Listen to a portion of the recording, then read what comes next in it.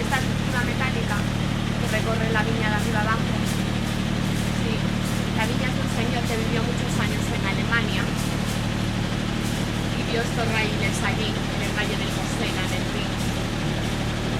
Cuando se retiró y volvió para la Ribeira Sacra, instaló uno en su viñedo, fue el primero que se instaló aquí en esta zona.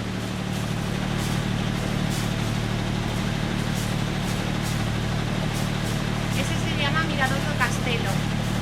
Se llama así porque antiguamente había una torre que se ha derruido y desde ahí se comunicaban por la noche, hacían señales los dos castillos que tiene la zona, el castillo de Monforte, el Bosque, la Gineta, el Zorro, el Tejón. A ver, Hay Ganduña también, no veremos por aquí alguno. hay corzos, hay jabalís. Los corzos y los jabalíes se comen la uva.